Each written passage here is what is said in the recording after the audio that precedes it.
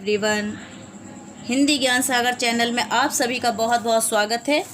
आज की वीडियो में मैं क्लास 8 के बसंत के चैप्टर 18 टोपी लेकर आई हूँ और आज मैं आपको ये कहानी पढ़कर सुनाऊंगी। कहानी की शुरुआत करने से पहले मैं इस पाठ के बारे में आपको कुछ बताना चाहती हूँ। इस कहानी के लेखक हैं संजय और टोपी एक लोक कथा है। इस कहानी के द्वारा लेखक ने सामाजिक समस्याओं को उजागर करने का प्रयास किया है। ये कहानी शासक वर्ग से जनता के संबंधों के बारे में बताती है। लेखक ने इस कहानी में एक नन्ही गौरैया के दृढ़ निश्चय और प्रयासों का वर्णन किया है और लेखक के अनुसार प्रत्येक व्यक्ति नन्ही गौरैया से प्रेरित हो सकता है और अपने जीवन को सफल और अर्थपूर्ण बना सकता है। इसमें लेखक ने राजा और उसके मंत्रियों का जनता के ऊपर दबाव को बहुत ही अच्छी तरीके से दिखाया है। एक छोटी गौरैया भी राजा का सच को सभी जनता के सामने ला सकती है, ये दिखाया है।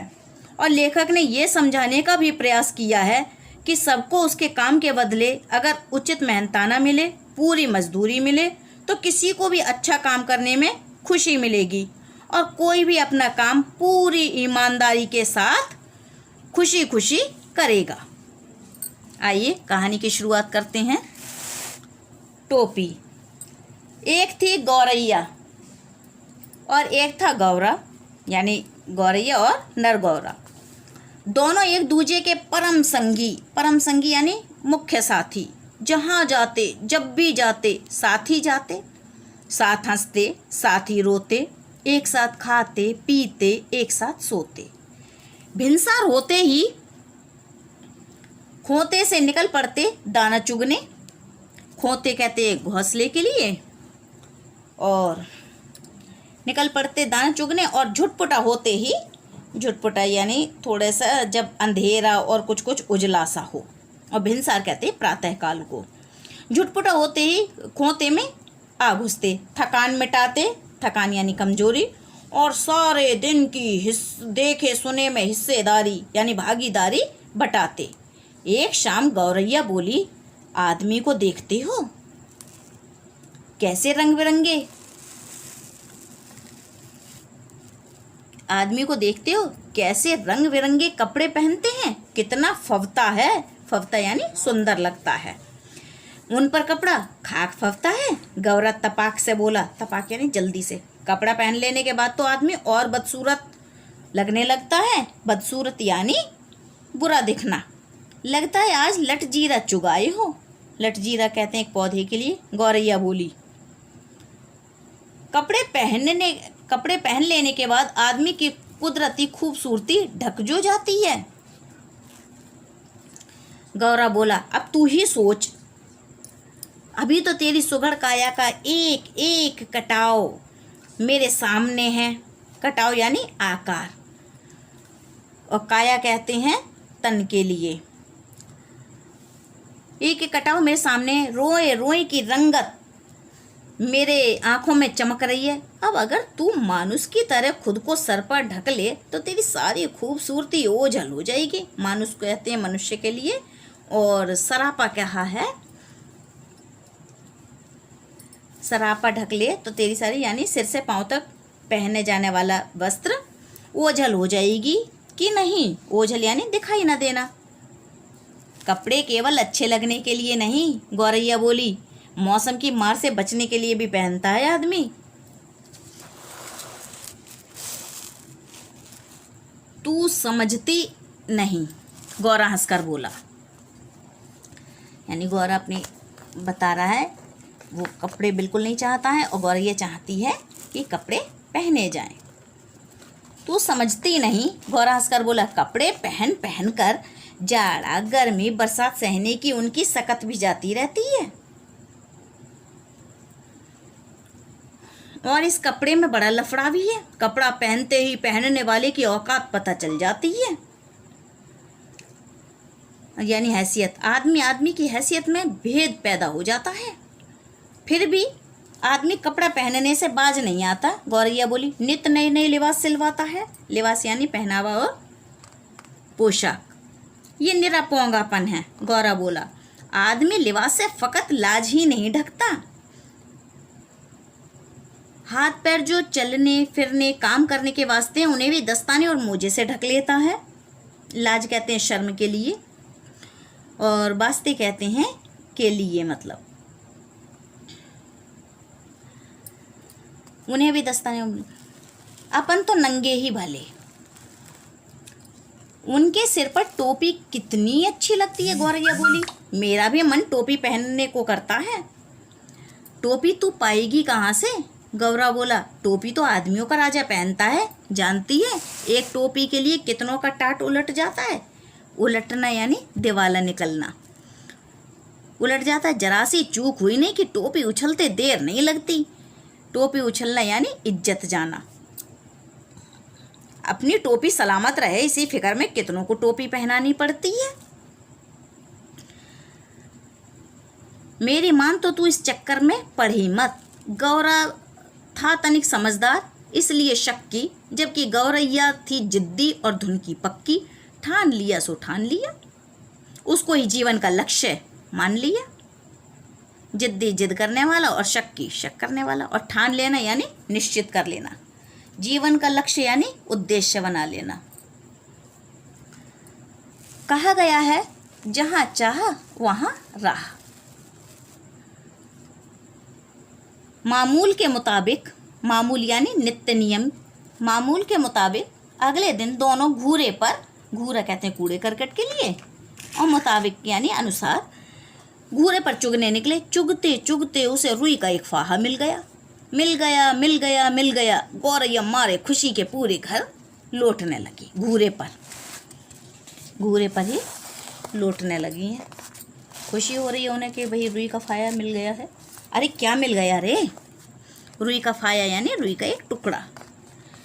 गौरे ने चिढ़ाकर पूछा, मिल गया, टोपी का जुगाड़ मिल गया। गौरैया ने गौरे के सामने रुई का फाहा धर दिया। तेरे जैसा ही एक बावरा और था। गौरा बोला, रास्ता चलते चलते उसे अचानक एक दिन पड़ा हुआ चाबुक मिल गया। चाबुक था बड़ा उम्दा। चाबुक कहते हैं कोड़ा के लिए, और बावरा कहते हैं दीवाने के लिए। चाबुक तो मिल गया, बाकी बचा 3 घोड़ा लगाम जीन। अब ये तीनों तो रास्ते में पड़े मिलने से रहे। सब काम धंधा छोड़कर वह बावरा यानी पगला ताउम्र ये रटता रहा। बाकी बचा 3 घोड़ा लगाम जीन। गौरा उसे समझाते हुए बोला, इस रुई के फाहे से लेकर टोपी तक का सफर तुझे कुछ अता पता है? बस देखते जाओ अब कैसे बनती है टोपी। गौरैया रुई का फाहा लिए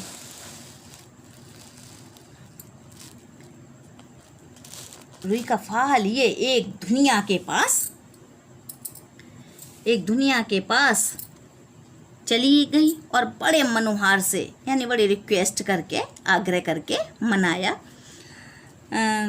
मनोहार करके बोली, दुनिया भैया इस रुई के फाहे को धुन दो। दुनिया बेचारा बूढ़ा था, जाड़े का मौसम था, उसके तन पर बरसों पुरानी तार हो चुकी एक मिर्जई यानी कपड़ा पड़ी हुई थी। वह कांपते हुए बोला, तू जाती है कि नहीं? देखती नहीं, अभी मुझे राजा जी की रजाई बनानी है।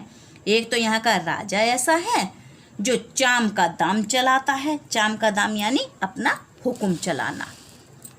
ऊपर से तू आ गई फोकट की रुई धुनवाने।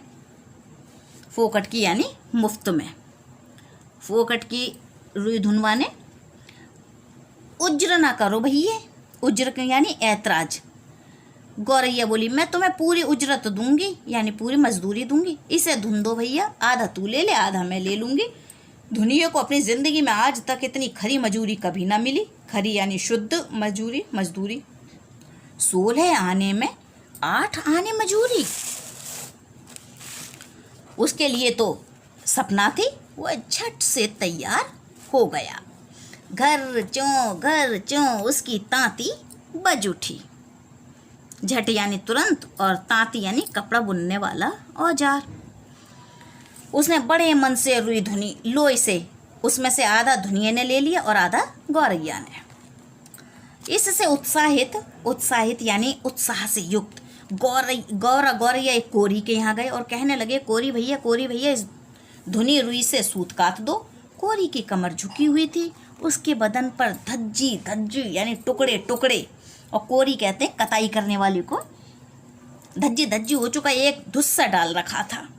धुस्सा यानी मोटा कंबल। वह बड़ी अनिच्छा से बोला, तुम लोग यहाँ से भागते हो कि नहीं? देखते नहीं, मुझे भी राजा जी की अचकन के लिए सूत काटनी है, मुझे फुर्सत नहीं है मुफ्त में मल्हार गाने की।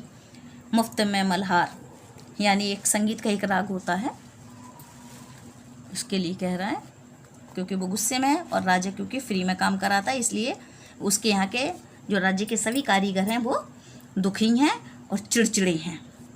भैया, इस मुल्क में क्या सब काम राजा जी के लिए ही होता है? मुल्क यानी देश। गौरी अचरज से बोली, अचरज यानी हैरानी से, तू किस मुल्क से आई है? कोरी ने उसे भर आंख देखा, जानती नहीं यहाँ का चलन? खटमरे बरधा बैठा खाए तुरंग, यहाँ सब काम यानी खटमरे बरथा बैठा खाए तुरंग, इसका मतलब मेहनत करें हम और फल खाए दूसरा। यहाँ सब काम राजा जी के नाम पर और राजा जी के लिए होता है। राजा जी के लघुए भगुए भी तो बहुत हैं। लघुए भगुए यानी चमचे, इसी में उनका काम भी होता है। मुकरो मत भैया, हम तुम्हें माकूल मुआवजा देंगे। मुकरना यानी अपनी बात पर बने ना रहना, और मुआवजा यानी उचित हर जाना। गौरैया बोली, इसे काट दो, आधा तुम ले लो आधा मैं ले लूंगी। कोरी भी तैयार हो गया। इतनी वाजिब यानी इतनी सही मजूरी पर काम न करना मूर्खता होती। तन्न करके उसकी तकली चरखी ताता थैया करने लगी। काफी महीन और लच्छेदार सूत काट दिए उसने। कदम कदम पर मिलते कारीगरों के सहयोग ने गौरैया को आगे बढ़ने पर उकसा दिया। इसके बाद भी दोनों एक बुनकर के पास गए और इसरार करने लगे। अब यानी उससे रिक्वेस्ट करने लगे, इसरार यानी आग्रह करने लगे, इसरार करने लगे। बुनकर भैया इस कत्ते सूट से कपड़ा बुन दो। बुनकर उन्हें अगबग होकर देखने लगा। अगबग यानी परेशान होकर, हटते हो कि नहीं यहाँ से? देखते नहीं, अभी मुझे राजा जी के लिए बागा बुनना है। बागा यानी एक वस्त्र। अभी थोड़ी देर बाद ही राजा जी के कारिंदे यानी कर वसूली करने वाले हाजिर हो जाएंगे। साव करे भाव तो चवाव करे चाकर, यानी काम करे कोई और खाए कोई। इतना कहकर बुनकर अपने काम में मशगूल हो गया। मशगूल यानी व्यस्त हो गया, बिजी हो गया।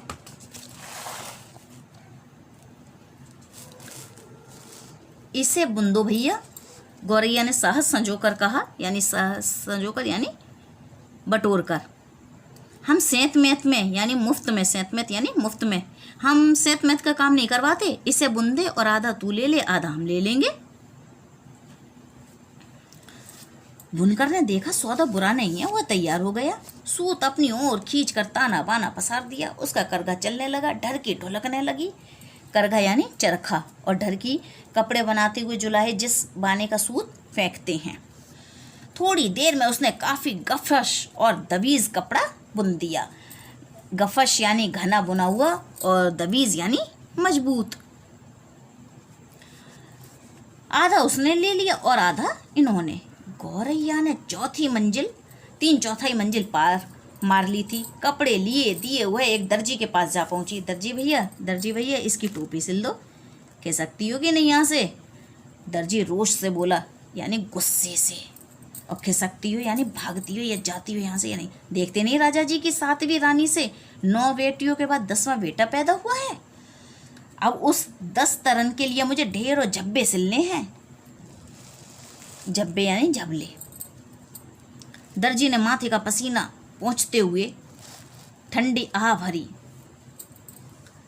कुछ देना न लेना, भर माथे पसीना। आह भरी, निश्चिंत हुआ।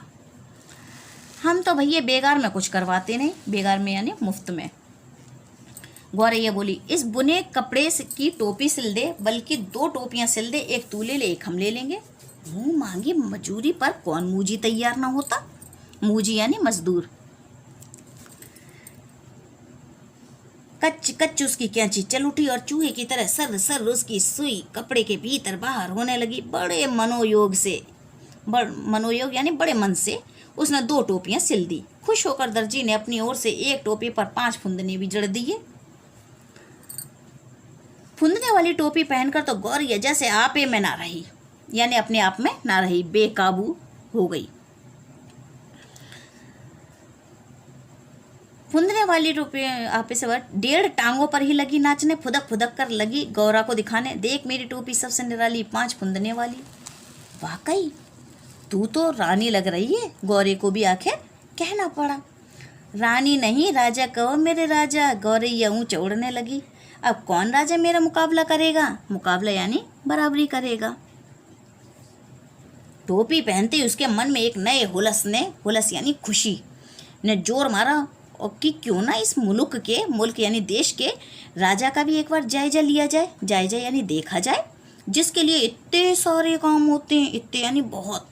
उड़ते उड़ते हुए राजा के महल के कंगूरे पर जा पहुंची। कंगूरे यानी महल का शिखर। राजा जी लेटे हुए हैं, गौरिया टोपी लगाए हुए हैं, राजा जी के चमचे चारों ओर बैठे हैं। तो उसी समय राजा अपने चौबारे पर टहलुओं, चौबारे यानी आंगन और टहलुओं यानी नौकर, टहलुओं से खुली धूप में फुलेल की यानी खुशबूदार तेल की मालिश करवा रहा था, चंपी करा रहा था। तो दूसरा हाथ पांव की उंगलियां फोड़ रहा था। चंपी यानी मालिश, उंगलियां फोड़ना यानी उंगलियां बजाना। तो तीसरा पीठ पर मुक्की मार रहा था। तो चौथा पिंडली पर गुद्दी काढ़ रहा था। गुद्दी काढ़ना यानी थकान निकालना। गौरिया कंगूरे पर से ही चिल्लाई, मेरे सिर पर टोपी, राजा के सिर पर टोपी नहीं, राजा के सिर पर टोपी नहीं। मालिश करवाते राजा की नजर गौरिया से टकरा गई। गौरिया के सिर पर फुंदनेदार टोपी देखकर उसकी अकल चकरा गई। अकल चकराना यानी कुछ समझ में ना आना। वह तो लगातार रटे जा रही थी यानी दोहराई जा रही थी, मेरे सिर पर टोपी, राजा के सिर पर टोपी नहीं। अरे कोई मेरी टोपी लाओ जरा जल्दी। राजा दोनों हाथों से अपना सिर ढकते हुए चिल्लाया। टोपी आ गई। राजा ने झट से पहन ली। देख रही फदगुद्दी, फदगुद्दी यानी एक छोटी चिड़िया। मेरी टोपी में 5 फुंदने। गौरैया ने अब दूसरा ही राग अलापना शुरू कर दिया। अलापना यानी अपनी बात कहते जाना। राजा की टोपी में एक भी नहीं, मेरी टोपी में 5 फुंदने, राजा की टोपी में फुंदने नहीं, ये सब कह रही है। राजा को बेहद हेटी महसूस हुई। हेटी यानी बेइज्जती, अपमान। इस मुल्क के महाबली राजा के सामने एक चिड़िया की ये मजाल, मजाल यानी हिम्मत। वह बुरी तरह बिगड़ गया। इस फदगुद्दी की गर्दन मसल दो यानी मार दो।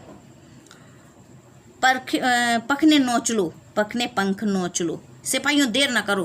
क्षमा करें महाराज, क्षमा यानी क्षमा करें महाराज।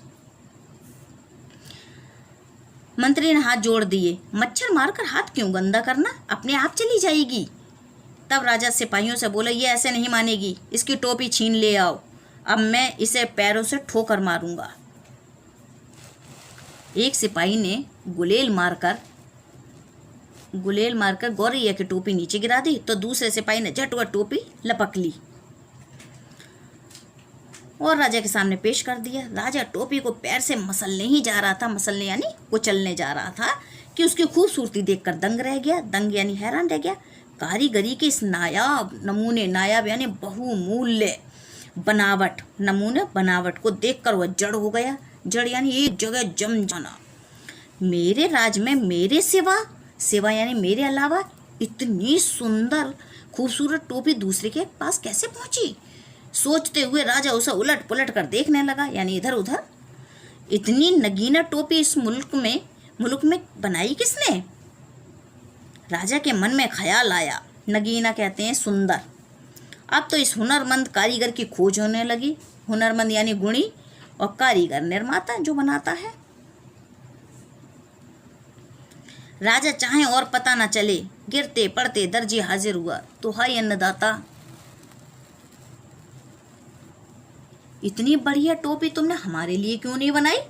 मेघों की गड़गड़ाहट की मानिंद राजा की आवाज निकली। मानिंद यानी तरह, मेघों की गड़गड़ाहट यानी बादलों की तरह। कपड़ा बहुत उम्दा था सरकार, एकदम कफश और दवीज। ऐसा उम्दा कपड़ा किसने बुना? नाग की मानिंद यानी नाग की तरह राजा फूंक मारने लगा। गिरते पड़ते बुनकर हाजिर हुआ। माफी बख्शें सरकार। माफी नहीं, वजह बताओ। सूत बड़ा उम्दा था सरकार, एकदम महीन और लच्छेदार। इतना महीन सूत किसने कहा था? शेर की मानिंद राजा ने दहाड़ मारी। गिरते पड़ते कोरी हाजिर हुआ। महाराज, उम्दा कहते हैं बेहतर के लिए, दबीज घना और मजबूत। जान बख्शे महाराज, जान बख्शे यानी करें। जान नहीं, वजह बताओ। रुई बड़ी बेहतरीन थी सरकार, एकदम बादलों की तरह धुनी हुई। इतनी बेहतरीन रुई किसने धुनी? बिजली की तरह राजा की आवाज कड़की। हाफते छाती पीटते धुनिया हाजिर हुआ। क्षमा अन्नदाता यानी क्षमा अन्नदाता। अन्नदाता कहते हैं मालिक के लिए। राजा, वजह क्षमा नहीं, वजह बताओ। राजा गुस्से से कांप रहा था।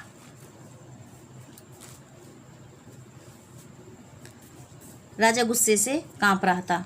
तुम चारों ने मिलकर इस गौरैया का काम किया, हमारे लिए आज तक ऐसा काम क्यों नहीं किया?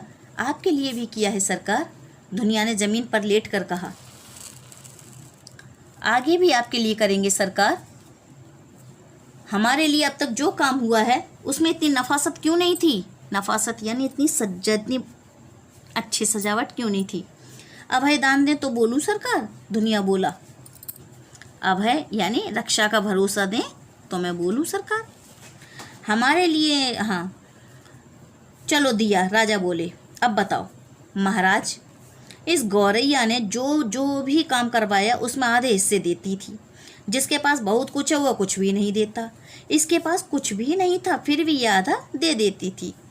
इसीलिए इसके काम में अपने आप नफासत आती गई सरकार। दुनिया दंडवत पर दंडवत किए जा रहा था। दंडवत यानी चरण स्पर्श।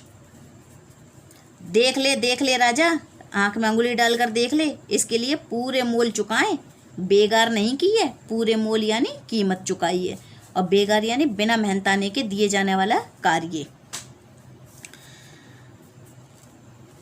गौरैया फिर चिल्लाने लगी, ये राजा तो कंगाल है, निरा कंगाल।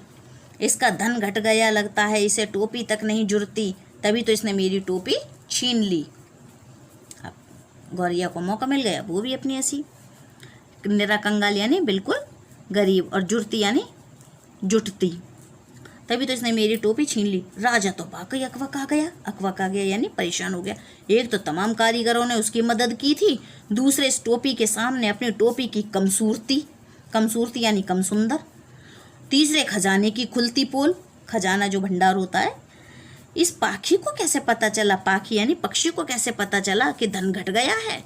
घटना यानी कम होना। तमाम बेगार यानी तमाम लोग निकल आए।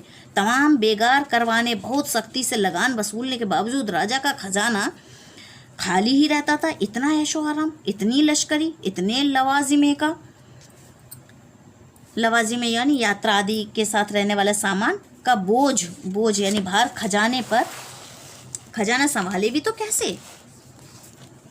तमाम लोग निकल आए थे यह अनोखा तमाशा देखने। मंत्री ने हौले से कहा, हौले यानी धीरे से, ये मुंहफट तो महाराज को बेपर्दा यानी खुला करके ही दम लेगी। राजा तो खुद घबरा रहा था, झट से बोल उठा, इसकी टोपी वापस कर दो। झट यानी तुरंती। सिपाहियों ने कहना माना, टोपी वापस कंगूरे की ओर हवा में उछाल दी गई। गौरैया ने फिर से टोपी पहन ली और उड़ उड़ कर कहने लगी, ये राजा तो डरपोक है, निरा डरपोक, मुझसे डर गया, तभी तो इसने मेरी टोपी लौटा दी। कौन इस मुंह फटके मुंह लगे? क्यों मंत्री जी? कहकर राजा ने अपनी टोपी कसकर पकड़ ली। तो इस प्रकार ये कहानी टोपी ये संदेश देती है कि मजदूर वर्ग अभावों में जीवन व्यतीत करता है। उच्च अधिकारियों को आदेश देकर उनसे कार्य नहीं करवाने चाहिए, बल्कि उन कार्यों का उन्हें पूरा मेहनताना देना चाहिए, मजदूरी देनी चाहिए। तो आपको ये कहानी कैसी लगी? अगर कहानी अच्छी लगी है तो लाइक करें, शेयर करें और सब्सक्राइब करें। धन्यवाद।